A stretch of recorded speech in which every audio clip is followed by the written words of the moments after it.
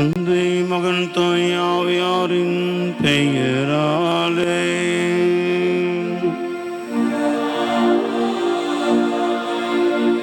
நம் ஆண்டவராகிய இயேசு கிறிஸ்துவின் அருளும் கடவுளின் அன்பும் தூய ஆவியாரின் தோழமையும் உங்கள் அனைவரோடும் இருப்பதாக.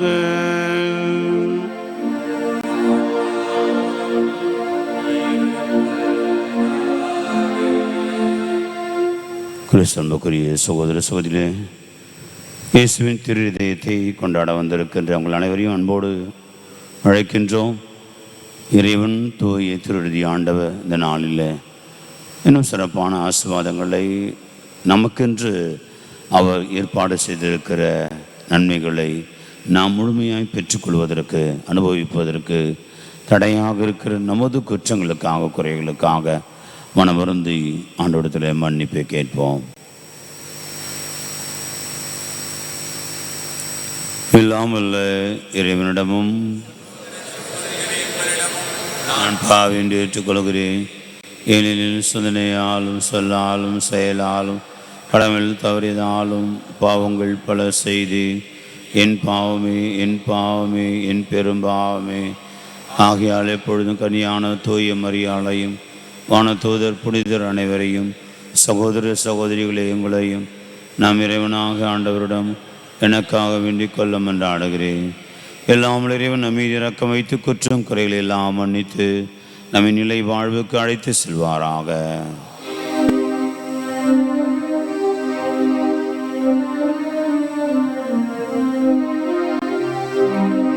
ஆண்டவரே இரக்கமாயிரும். ஆண்டவரே இரக்கமாயிரும். கிறிஸ்துவே இரக்கமாயிரும்.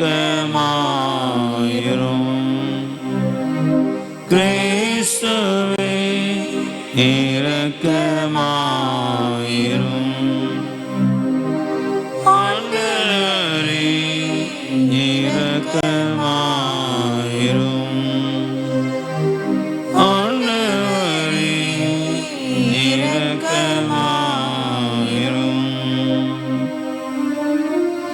மன்றாடுவோமாக.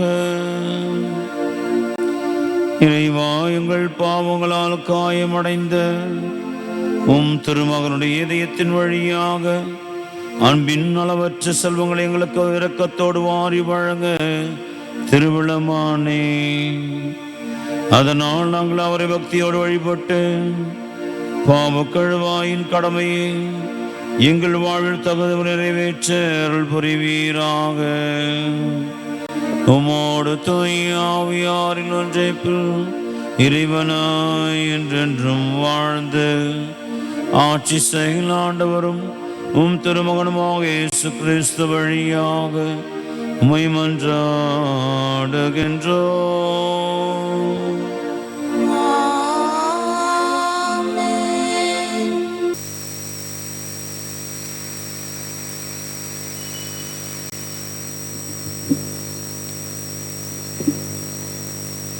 முதல் வாசகம்.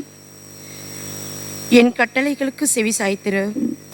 இறைவாக்கினர் எசையா நூலிலிருந்து வாசகம். அதிகாரம் 48, வசனங்கள் 17 முதல் 19 முடிய. இஸ்ரேலின் தூயவரும் உன் மீட்பெருமான ஆண்டவர் கூறுவது இதுவே: உன் கடவுளாகிய ஆண்டவர் நானே, பயனுள்ளவற்றை உனக்கு கற்பிப்பவரும் செல்ல வேண்டிய வழியில் உன்னை நடத்துபவரும் நானே. என் கட்டளைக்கு செவி சாய்த்திருப்பாயானால் உன் நிறைவாழ்வு ஆற்றை போலும் உன் வெற்றி கடலலை போலும் பாய்ந்து வந்திருக்கும். உன் வழி மரபினர் மணல் அனலாயும் உன் வழி தோன்றல்கள் கதிர்மணிகள் போன்றும் இருந்திருப்பர். அவர்கள் வெட்டி வீழ்த்தப்பட்டிரார். அவர்கள் பெயர் என் திருமுன் நின்றிருந்து அழிக்கப்பட்டிராது. இது ஆண்டவர் வழங்கும் அருள்வாக்கு. இறைவனுக்கு நன்றி. பதிலுரை. ஆண்டவரே, உம்மை பின்தொடர்பவர் வாழ்வின் ஒளியை கொண்டிருப்பார். ஆண்டவரே, உம்மை பின்தொடர்பவர் வாழ்வின் ஒளியில் கொண்டிருப்பார். நற்பேறு பெற்றவர் யார்? அவர் பொல்லாரின் சொல்லின்படி நடவாதவர், பாவிகளின் தீய வழி நில்லாதவர், இகழ்வாரின் குழுவினில் அமராதவர், ஆனால் அவர் ஆண்டவரின் திருச்சட்டத்தில் மகிழ்ச்சியுறுபவர். அவரது சட்டத்தை பற்றி இரவும் பகலும் சிந்தித்திருப்பவர். பல்லவி. ஆண்டவரே, உம்மை பின்தொடர்பவர் வாழ்வின் ஒளியை கொண்டிருப்பார். அவர் நீரோடை ஓரம் நடப்பட்ட மரம் போல இருப்பார். பருவ காலத்தில் கனிதந்து என்றும் பசுமையாயிருக்கும் அம்மரத்திற்கு ஒப்பாவார். தாம் செய்வதனைத்திலும் வெற்றி பெறுவார். பல்லவி. ஆண்டவரே, உம்மை பின்தொடர்பவர் வாழ்வின் ஒளியை கொண்டிருப்பார். பொல்லார் அப்படி இல்லை.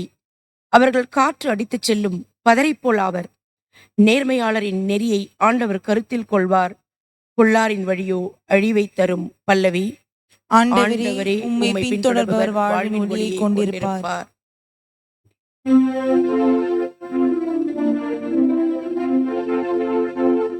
அல்லேலூயா, அல்லேலூயா, அல்லேலூயா, அல்லேலூயா, அல்லேலூயா, அல்லேலூயா, அல்லேலூயா, அல்லேலூயா. ஆண்டவர் வரவிருக்கிறார்,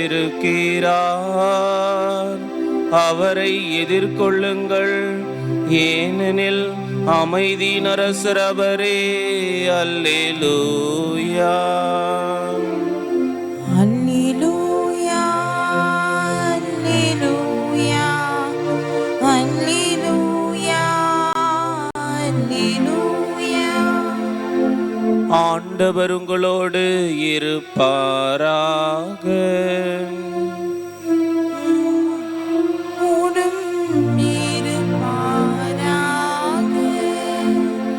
மத்தேயு எழுதிய தூய நற்செய்தியிலிருந்து வாசகம்.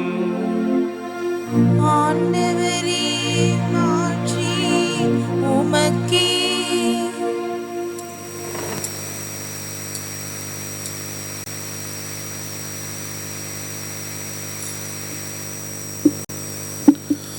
மத்தேயு நற்செய்தி அதிகாரம் 11, இறை வசனங்கள் 16 முதல் 19 முடிய. இயேசு மக்கள் கூட்டத்திற்கு கூறியது: இத்தலைமுறையினரை யாருக்கு ஒப்பிடுவேன்?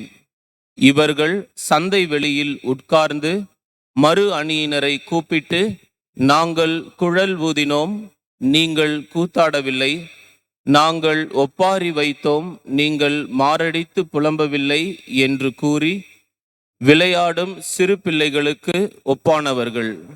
எப்படியெனில், யோவான் வந்தபோது அவர் உண்ணவும் இல்லை, குடிக்கவும் இல்லை. இவர்களோ அவன் பேய் பிடித்தவன் என்கிறார்கள். மானிட மகன் வந்துள்ளார், அவர் உண்கிறார், குடிக்கிறார்.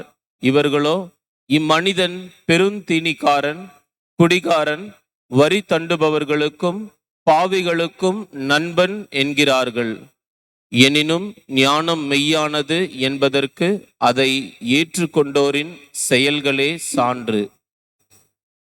ஆண்டவரின் அருள்வாக்கு.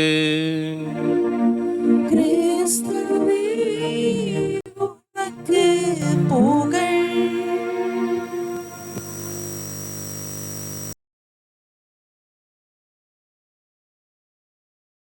அன்புக்குரிய சகோதர சகோதரிகளே, வாழ்க்கையில பலவிதமான தடைகளை நாம் பார்க்கிறோம். ஒவ்வொருவருமே தன்னுடைய வாழ்க்கையில முழுமையாக, நிறைவாக, மகிழ்ச்சியாக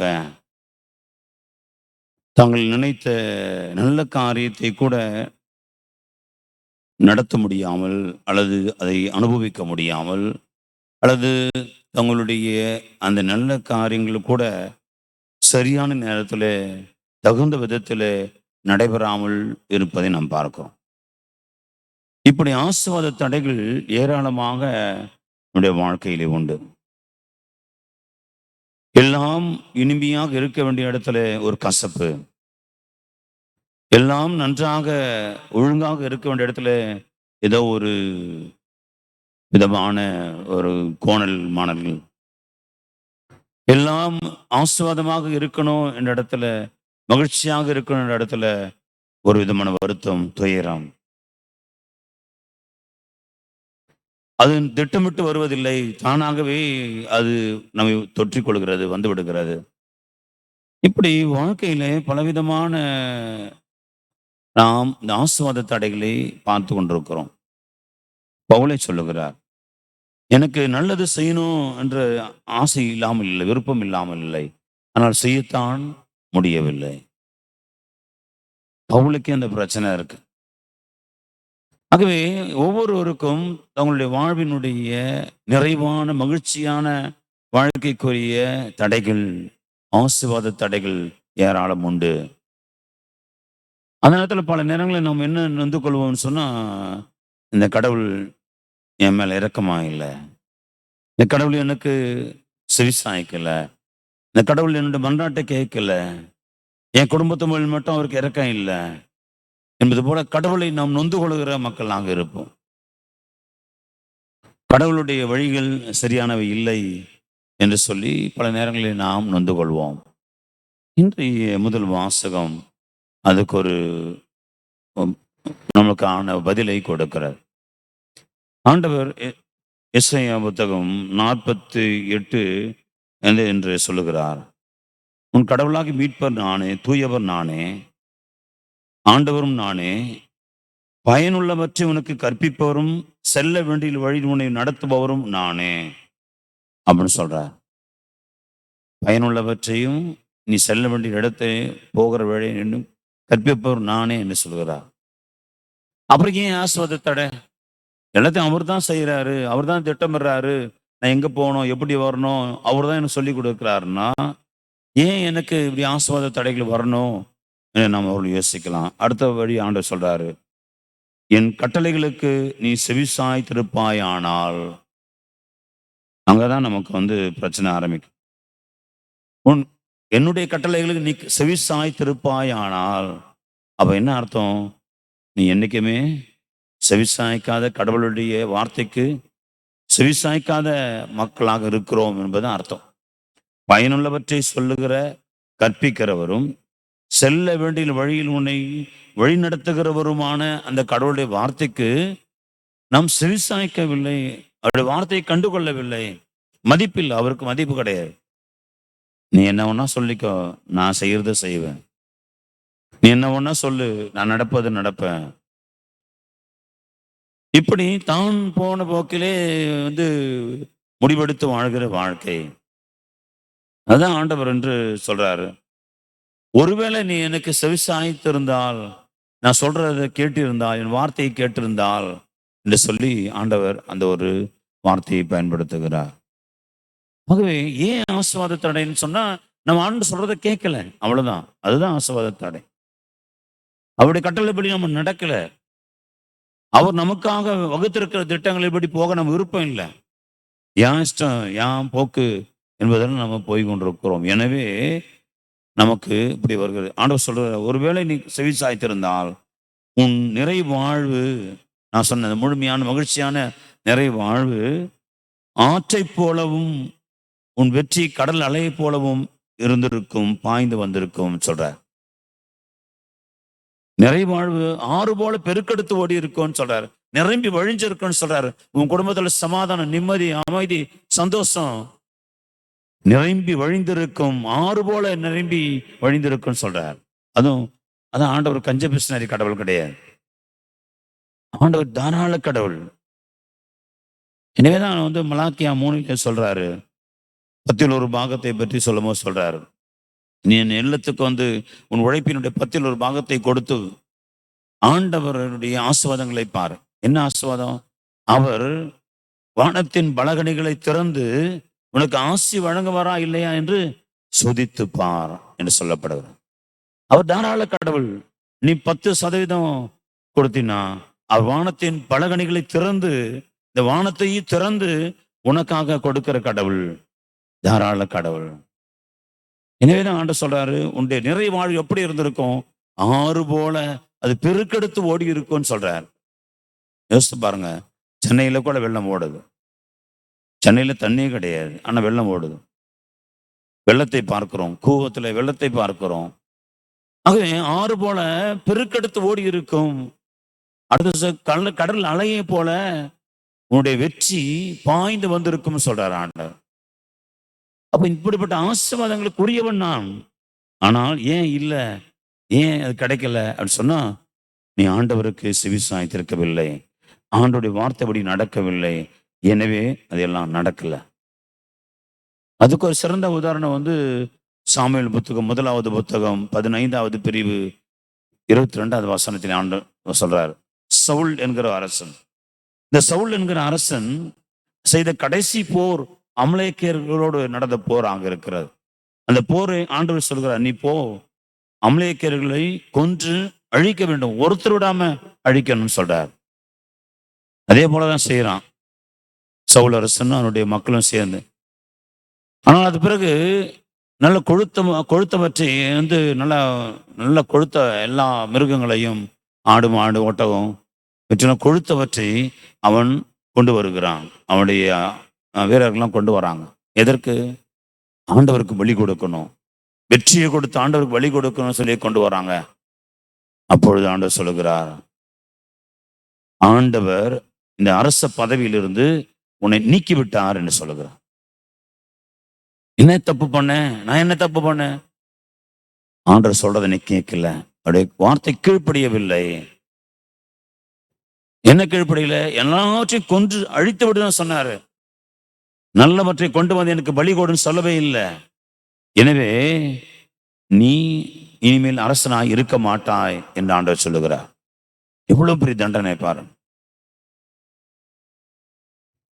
அவன் அடுத்து அந்த ஒரு ஆண்டவரத்தில் மீண்டுமாய் அவன் சொல்றான், ஆண்டவரே, என்னுடைய வீரர்கள் ஆர்வத்தின் மிகுதியினால், ஆண்டவர் உள்ள ஆர்வத்தின் மிகுதியினால ஆண்டவருக்காக பலி கொடுக்கின்ற அந்த ஒரு ஆசையில செஞ்சிட்டாங்க, ஏதோ ஒரு சிறு பழை மன்னித்தரலும். ஆண்டவர் சொல்ற, இல்ல, கீழ்ப்படிதல் என்பது பலியை விட சிறந்தது. எனவே நீ கீழ்ப்படிய மறுத்து விட்டாய், எனவே நீ அரசனாக இருக்க முடியாது என்று தள்ளிவிட்டு ஆண்டவர் தாவீதை அபிஷேகம் செய்கிறார். அங்கே என்னுடைய ஆறுபோல் பெருக்கெடுத்து ஓட வேண்டிய ஆசீர்வாதங்கள் இந்த தடைப்பட்டு போய் நான் வறண்ட நிலமாக, காய்ந்து போன நிலமாக என் வாழ்க்கை இருக்குது அப்படின்னு சொன்னா, அதுக்கு முழுக்க முழுக்க நான் மட்டுமே காரணம், வேற யாரும் கிடையாது, ஆண்டவர் கிடையாது. ஆண்டவர் வார்த்தைக்கு கீழ்ப்படியாமல், அவருடைய திட்டத்துக்கு ஒத்துழைக்காமல், நான் எனக்கு முக்கியத்துவம் கொடுத்து, என்னுடைய எல்லா காரியங்களும் முக்கியத்துவம் கொடுத்து என்னை முன்னிறுத்தி கொண்டு வாழ்கிற பொழுது நான் இப்படிதான் வறண்ட நிலமாக, காய்ந்து போன நிலமாக, ஒன்றுக்கும் உதவாத ஒவ்வொரு நிலமாக நான் மாறி இருக்க வேண்டியிருக்கும். ஒருவேளை என் வாழ்க்கை அப்படிதான் இருக்குதுன்னு சொன்னா, இன்று முடிவெடுப்போம், இனிமேலாவது அவனுடைய வார்த்தை கீழ்ப்படிவோம். இன்னொரு ஆசீர்வாதத்தடை ஆண்டவர் சொல்றாரு. இந்த நற்செய்தி சொல்லுகிறது, சிறு பிள்ளைத்தனம், ஞானம் இல்லாத வாழ்க்கை, சிறு பிள்ளைத்தனம். நான் என்ன சொல்றேனோ அதுக்கு எல்லாருமே தலையாட்டணும், நான் என்ன சொல்றேனோ எல்லாருமே அதுக்கு ஒத்துழைக்கணும். நான் சொன்னா ஆமா ஆமா கரெக்டு தான் சொல்லணும். நான் சொன்னா என் பின்னாடி 10 பேர் நிக்கணும். நான் சொல்றது 10 பேருக்கு நான் செத்துக்குவேன். சிறு பிள்ளைத்தனம், சில்லறதனம்னு சொல்லுவாங்க நம்ம ஊர்ல. லோக்கலா சொன்னா ரொம்ப அல்பம் அப்படின்னு சொல்லுவாங்க. ஆண்டவர் சொல்ற, கடிந்து கொள்கிறார்.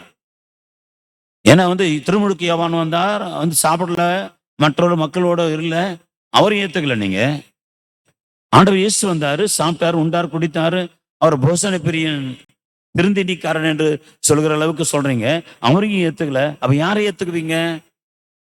அப்ப உங்க இஷ்டம் போல, உங்களுக்கு ஏத்தா போல இல்லைன்னு சொன்னா எது ஒன்னா செய்வீங்க, எது ஒன்னா சொல்லுவீங்க.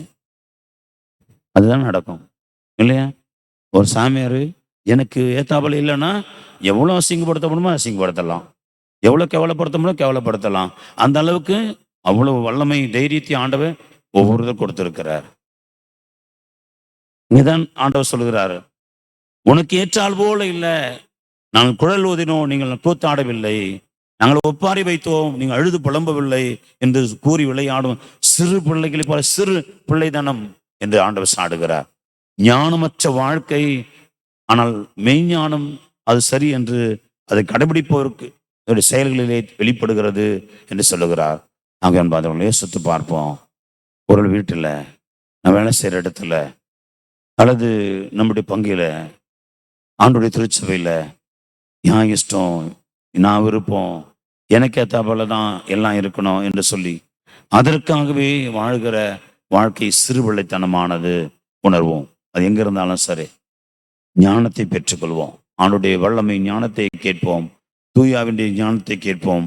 எனது விருப்பம் அல்ல, ஆண்டுடைய விருப்பம் நிறைவேறட்டும். என் வார்த்தை இல்லை, ஆண்டவர் வார்த்தை ஓங்கி நிற்கட்டும்.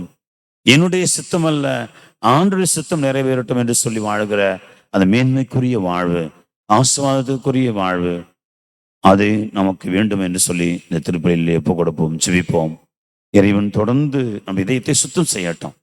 இந்த திருவருகை காலத்துல, ஆண்டவர் பிறப்புக்காய் நம்மை தயாரிக்கிற காலத்துல, திருஇறுதி ஆண்டவரின் நோக்கி வந்திருக்கிற அந்த நேரத்துல, ஆண்டவர் தன்னுடைய பரிசுத்த ரத்தத்தை ஊற்றி என் இதயத்தை சுத்தம் செய்யட்டும்.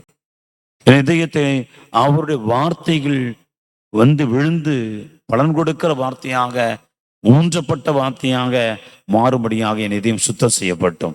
என் இதயத்தில் இருக்கிற எல்லா ஆண்டவருக்கு எதிரான காரியங்கள் எல்லாம், அகங்காரம், கர்வம், சுயநலம், தன்னலம், பகை, வெறி, கோபம் போன்ற எல்லா விதமான காரியங்கள், அதோடு கூட இந்த சில்லறத்தனம் அல்லது அல்பதனம் அல்லது சிறு பிள்ளைத்தனம் போன்ற இப்படிப்பட்ட காரியங்கள் எல்லாம் கழுவி சுத்தம் செய்து ஆண்டவரினை பரிசுத்தமாய் மாற்றட்டும்.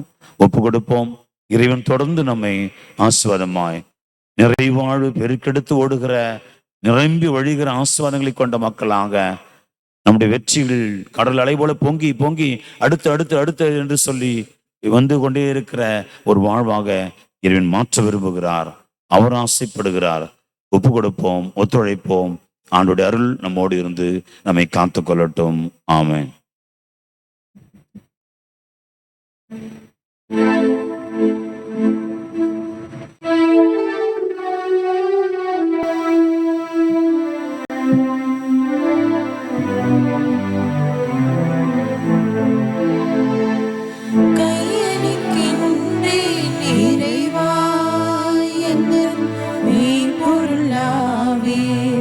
அனைத்தையும் உமக்கே கையளிக்கின்றேன் இறைவா,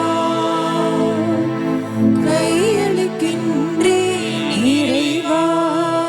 எந்தன் மெய்ப்பொருளாவே அனைத்தையும் உமக்கு கையளிக்கின்றேன் இறைவா.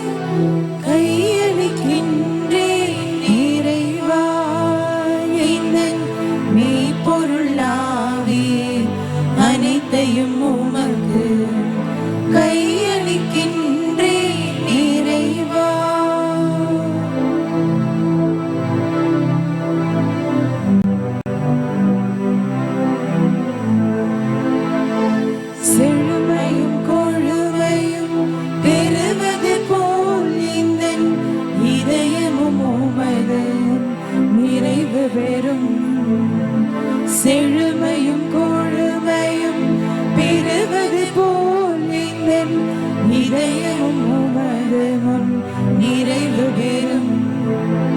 முழுமையில் உள்ளமதை நிரப்பிடவே, முழுமையில் உள்ளமதை நிரப்பிடவே எல்லாம் என் புகழ்ச்சியில் பாடல் எழும்.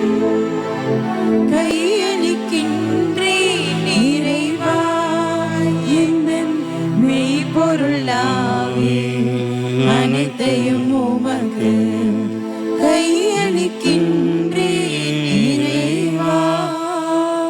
சகோதர சகோதரி, உங்களுடைய என்னுடையமான இந்த பலி எல்லாம் உள்ள தந்தையாக இறைவனுக்கு ஏற்றதாகபடி மன்றாடுங்கள். ஆண்டவர் தமது பேரின் புகழ்ச்சிக்காகவும் மாட்சிக்காகவும் நமது நன்மைக்காகவும் புனித திரு அவையின் அனைத்து நலனுக்காகவும் உமது கையிலிருந்து பலியை ஏற்றுக்கொள்வாராக. ஆண்டவரே, அன்பார்ந்த திருமகனுடைய இதயத்தின் சொல்லற்கரிய அன்பை கண்ணோக்கி அருளும். அதனால் நாங்கள் ஒப்பு கொடுப்பது முக்குவதாகி எங்கள் பாவங்களுக்கு கழுவாயாக அமைய அருள் புரிவீராக. எங்கள் ஆண்டவராக கிறிஸ்து வழியாக உம்மை மன்றாடுகின்றோம்.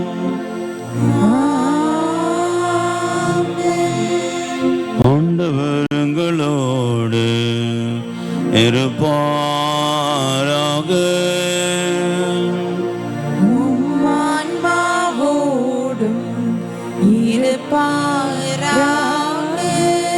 இதயங்களை மேலே எழுப்புங்கள்.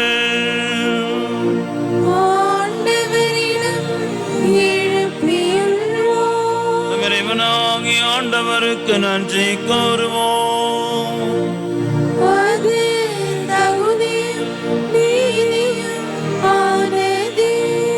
ஆண்டவரே தூயவரானது என்று முழம் இல்லாமல் இறைவா, எங்கள் ஆண்டவராக கிறிஸ்து வழியாக என்னால் எவ்விடத்திலும் நாங்கள் உமக்கு நன்றி செலுத்துவது மெய்யாகவே தகுதியும் நீதியும் ஆகும். எங்கள் கடமையும் மீட்புக்குரிய செயலுமாகும். சிலுவையில் உயர்த்தப்பட்ட கிறிஸ்து வியப்புக்குரிய அன்பினால் தம்மை எமக்காய் கையளித்தார். கொத்தி திறக்கப்பட்ட விழாவில் ரத்தமும் தண்ணீர் வழிந்தோட செய்தார். இதிலிருந்து திருவின் அருள் அடையாளங்கள் வெளிப்பட்டன. இவ்வாறு மீட்பரின் திறந்த இதய திருமணவிற்க பெறவும் மீட்பளிக்கும் மூச்சுகளிலிருந்து மகிழ்வுடன் முகந்து கொள்ளவும் செய்தருளினார். ஆகவே புனிதர் வானத்தது அனைவரோடும் சேர்ந்து நாங்களும் இப்பொழுதேத்தி முடிவின்றி பாடுவதாவது.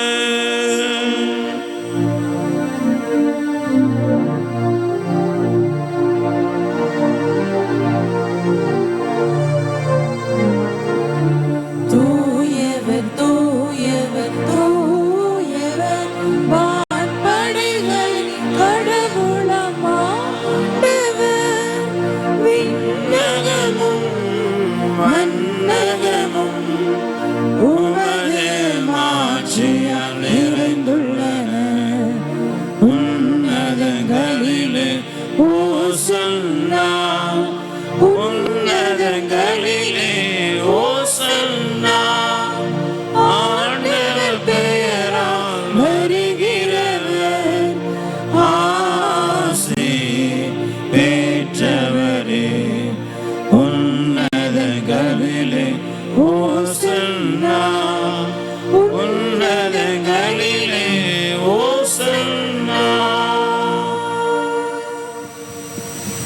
ஆண்டவர் மெய்யாகவே தூயவர், தூய்மை அனைத்திற்கும் ஊற்று.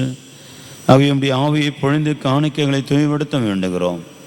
இவ்வாறுங்கள் ஆண்டவர் இயேசு கிறிஸ்துவின் உடலும் இரத்தமாகவே எங்களுக்கு மாறுவனவாக. அவர் பாடுபடவுளும் கணிந்து தம்மை கையளித்த போது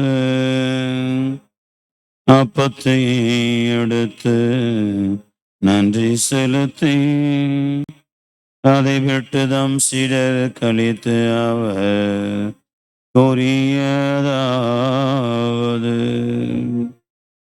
அனைவரும் இதிலிருந்து பெற்று உண்ணுங்கள்.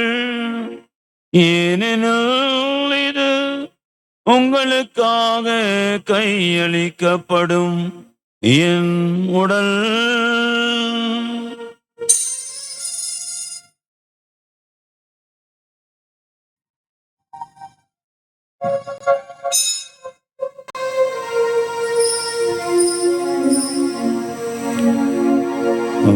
வண்ணமே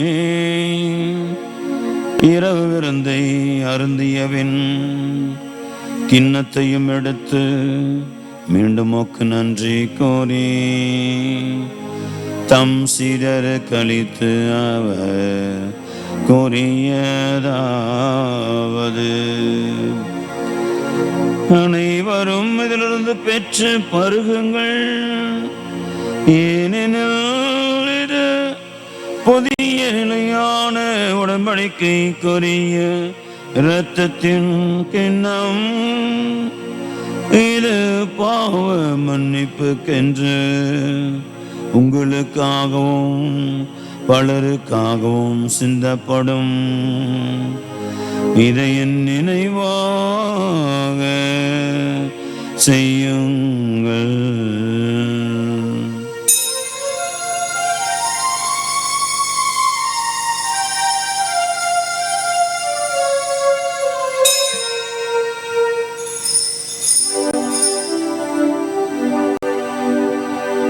நம்பிக்கையின் மறை பொருள்.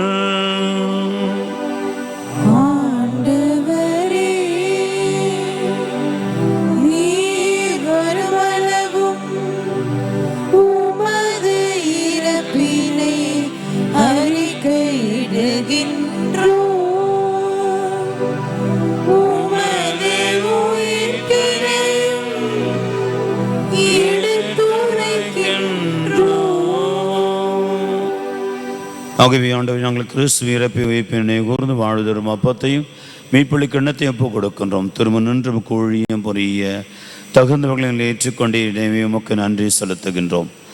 மேலும் கிறிஸ்துவின் உடலின் இரத்தத்திலும் பங்கு கொள்ளும் எங்களை தூய ஆவியார் ஒன்று சேர்க்க வேண்டும் என உம்மை தாழ்மையுடன் மன்றாடுகின்றோம்.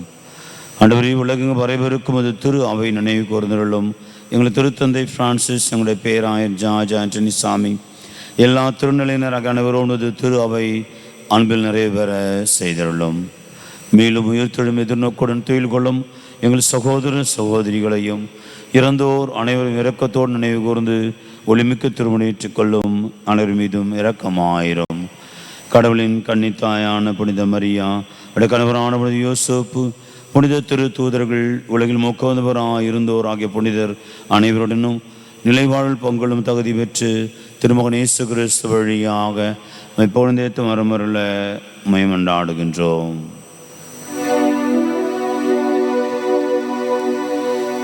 இவர் வழியாக இவரோடு வரும் எல்லாமல்ல இறைவனாகிய தந்தையே, தூய ஆவியாரில் ஒன்றிப்பில் எல்லா புகழும் மாட்சியும் என்றென்றும் உமக்கு உரியதே.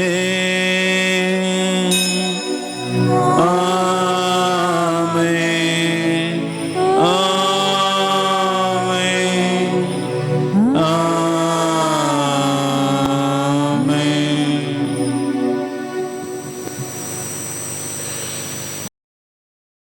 ஆண்டவர் இன்றும் எப்பொழுதும் நமக்காகவே அனைத்தையும் நல்லதாக்கி கொடுக்கிறார்.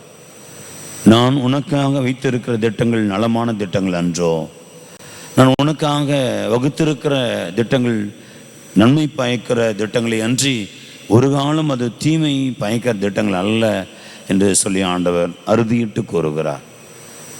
ஆனால் அதை நம்புவதற்கு, விசுவசிப்பதற்கு உள்ளம் வேண்டும், ஞானம் வேண்டும், தூய ஆவியினுடைய கொடை வேண்டும்.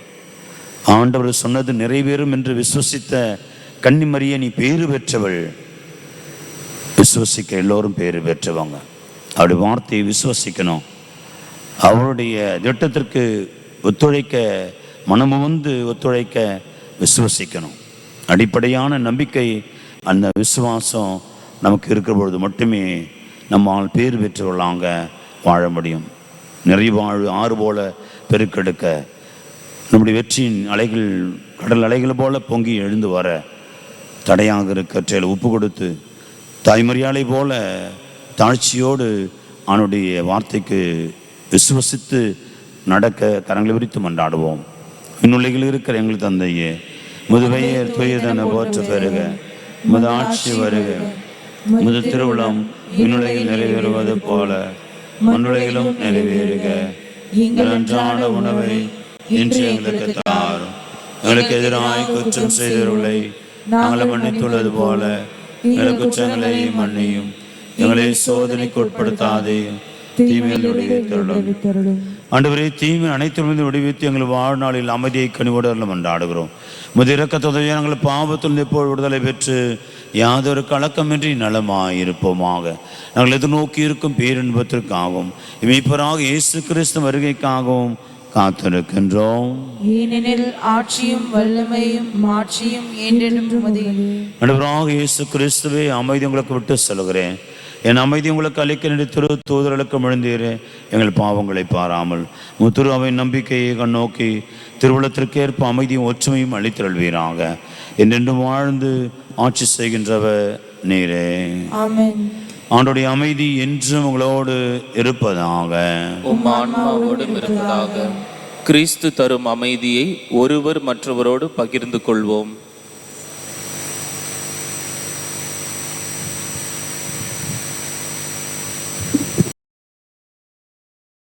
பாவங்களை போக்கும் இறைவனின் செம்மறி, எங்கள் மேல் இரக்கமாயும்.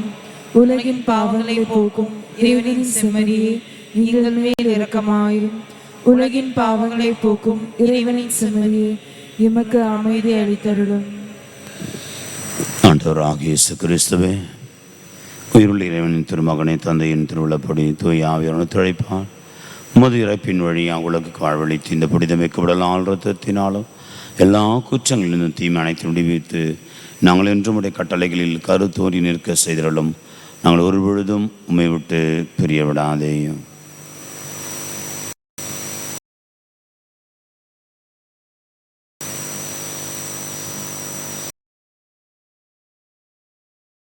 இதோ இறைமகன் இயேசு கிறிஸ்து குற்றங்கள், பலவீனங்கள், பாவங்களை எல்லாம் போக்குகின்ற இறைவனின் செம்மறி, என்றும் எப்பொழுதும் நம்மோடு இருந்து நம்மை காத்து வழி நடத்துகிறவர், தன்னுடைய திட்டத்தை வகுத்து நமக்கான நலமான காரியங்களை, நன்மையான ஆசீர்வாதங்களை நம்முடைய வாழ்நாள் முழுவதும் நிரம்பி வழியே செய்கிற வல்ல கடவுள் நம்மை தேடி வருகிறார். விருந்துக்கு அழைக்க பெற்ற நம் அனைவரும் பேறு பெற்றோம். ஆண்டவரே, நீர் என் இல்லத்தில் எழுந்தருள நான் தகுதியற்றவன். ஆனால் ஒரு வார்த்தை மட்டும் சொல்லிவிடும், எனது ஆன்மா நலமடையும். கிறிஸ்துவின் தொடரத்துமை காத்து நிலை வாழ்வு அளிப்பதாக. ஆமென்.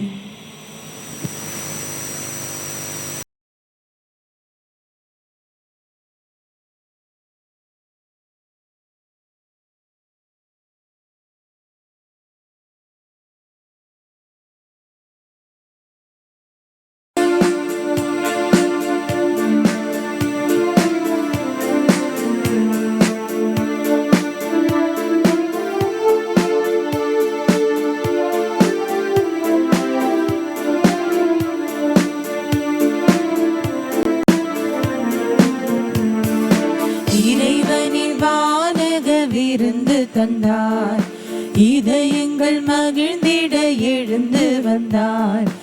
இறைவனின் படியேறி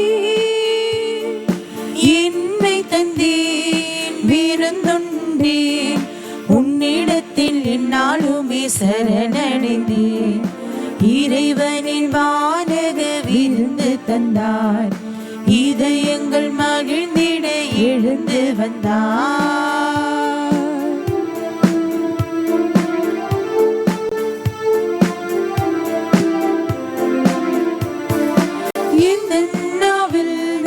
வந்திடுவார், இந்த நெஞ்சில் என்றும் தங்கிடுவார். உந்தன் அன்பில் தினம் வளர்ந்திடுவேன், உன்னில் இன்பம் என்றும் நிலைத்திடுமே. திருவிருந்தே தேனமுதே திருவடி பணிகின்றே. திருவிருந்தே தேனமுதே திருவடி பணிகின்றே. மலராக மலர்ந்து வந்தேன், மனதினிலே பூஜை செய்தேன், பூஜை செய்தேன், பூஜை செய்தேன். இறைவனின் வானக விருந்து தந்தார், இதயங்கள் மகிழ்ந்திட எழுந்து வந்தார்.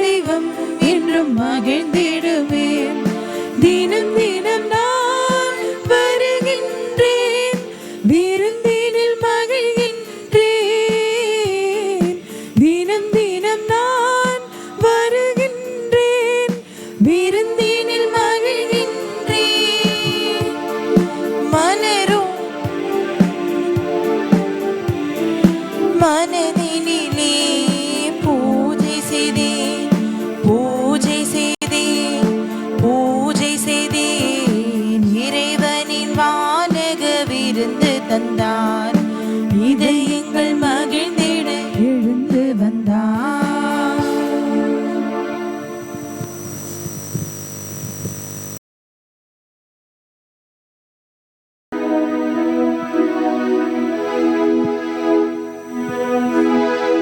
ஆன்மாவே என்னை புனிதமாக்கும், கிறிஸ்துவின் திருவுடனே என்னை மீட்டருளும்.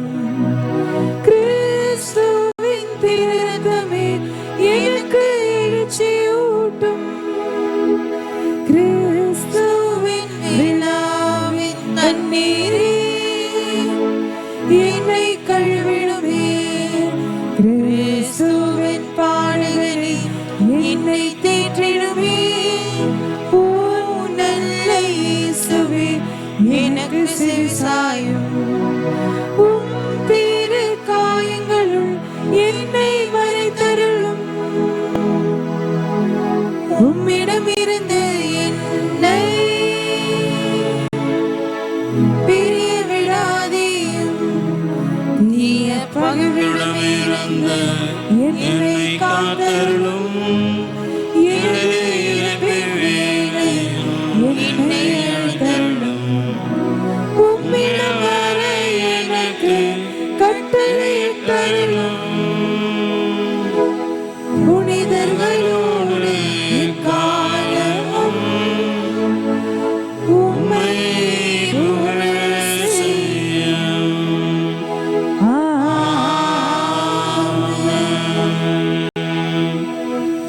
இயேசுவின் திருவிழத்துக்கு நம்மை அர்ப்பணித்து கொண்டாடுவோம். எல்லோரும் சேர்ந்து ஜெபிப்போம். இயேசுவின் அன்பான திரு இருதயமே, என்னை உமக்கு ஒப்புக் கொடுக்கிறேன். நீதரும் எல்லா வரங்களுக்காகவும் உமக்கு நன்றி கூறுகிறேன். உமது திருக்கரங்களால் என்னை ஆசீர்வதியும். உமது ஆசீரும் அருளும் எப்பொழுதும் எனக்கு பாதுகாப்பாளனாக இருந்து என்னை வாழ்விக்கின்றது, எனக்கு வழிகாட்டியாக இருக்கின்றது என்பதை உணர செய்துள்ளோம். இயேசுவே, அன்பார்ந்த பிரசன்னத்தில் எப்பொழுதும் மகிழ்ந்திருக்க வரம் தாரும். உம்மை போல் நானும் பிறரை அன்பு செய்யவும் மன்னிக்கவும் நல் மனதை தாரும். திரு இதயத்திலிருந்தும் காயங்களிலிருந்து வழியும் திரு ரத்தத்தால் என்னை புனிதப்படுத்தியருளும். என் துன்ப நேரத்தில் எனக்கு ஆறுதலை தந்தருளும். என் பிரச்சனைகளில் நல்ல தீர்வு கிடைக்க உதவி புரியும். என் உள்ளத்திற்கு சமாதானத்தை தாரும். என்னை சேர்ந்த அனைவரையும் உமது ஆசீரால் நிரப்பும். இயேசுவின் திரு இதயமே, உமது பெயர் எங்கெங்கும் ஓங்கி ஒழிக்க மக்கள் எல்லோரும் அன்பு இதயத்திலிருந்து அருளை பெற்றுக்கொள்ள வரம் தாரும். ஆமென். இயேசுவின் மதுரமான திரு இருதயமே, எங்கள் மீது இரக்கமாயிரும். இயேசுவின் மதுரமான திரு இருதயமே, எங்கள் மீது இரக்கமாயிரும். இயேசுவின் மதுரமான திரு இருதயமே, எங்கள் மீது இரக்கமாயிரும்.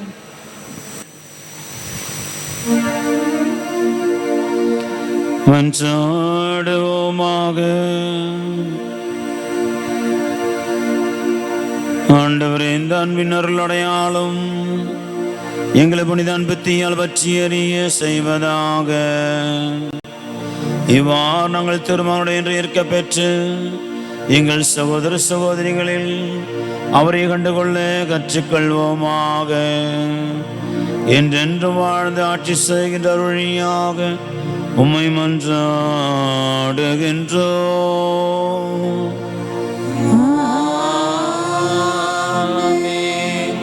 ஆண்டவங்களோடு இருப்பாராக.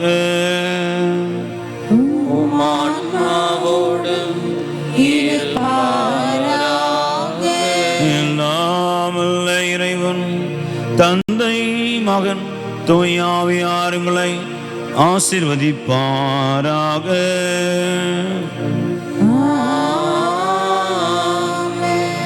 நம்பிக்கையின் மக்களாக வாழ சென்று வாருங்கள். திருப்பலி நிறைவேறிற்று. இறைவனுக்கு நன்றி.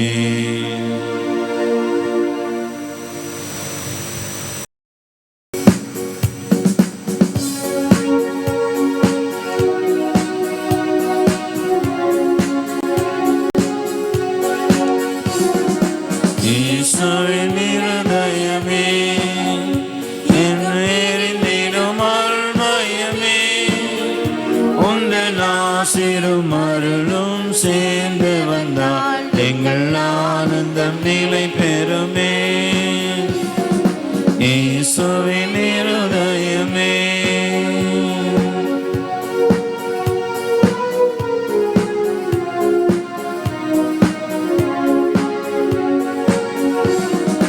இறைவனுக்கு இதயம் உண்டு, அந்த இதயத்தில் இரக்கம் உண்டு.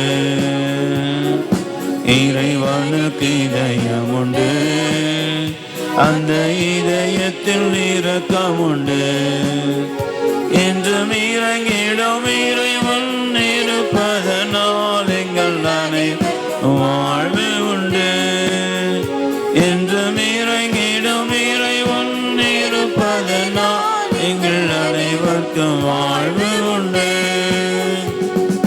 இயேசுவின் இருதயமே, எங்கும் எரிந்திடும் அருள்மயமே, உந்தன் ஆசீரும் அருளும் சேர்ந்து வந்தால் எங்கள் ஆனந்தம் நிலை பெறுமே.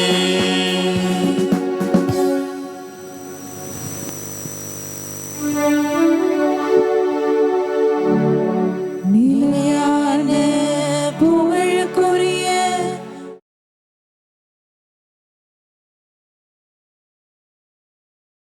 எல்லா காலமும் ஆராதனையும் புகழும் மாட்சியும் உண்டாக கடவது. ஆமென்.